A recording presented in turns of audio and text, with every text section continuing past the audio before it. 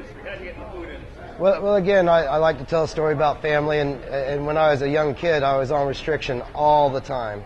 So one of the things I did to entertain myself while I was at the house was to cook and watch TV shows about cooking.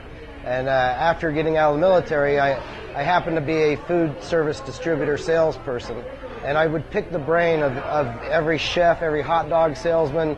If they had anything to do with the food industry, I'd pick their brain and say, why do you use this hot dog instead of that hot dog, or this cut of beef instead of that cut of beef? And how do you make raspberry glazed chicken anyway? Yeah. So now you were in catering for a while, and then you Yeah. went to this? Yeah, because of lack of capital to start a business. I started out actually with a donut truck. It was a 1978 white Chevy van that I outrigged with shelves with donuts at a slant, and I would drive around to concrete factories and I would drive around to concrete factories and car dealerships and businesses that were always in the same place all the time, and I had a strict schedule that I went by and sold donuts and coffee and sandwiches to the workers.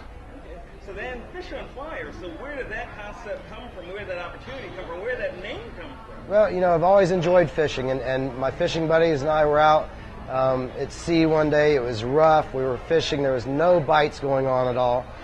So we decided to put out 2 extra lines while we were trolling. And there's three guys on board, and all of a sudden all 6 lines go off. And the call is fish on, right rigger, fish on, left rigger, flat line. And all the next thing we're saying, they're on fire. So that's how Fish on Fire got born in the name. So now tell us about the location where you are.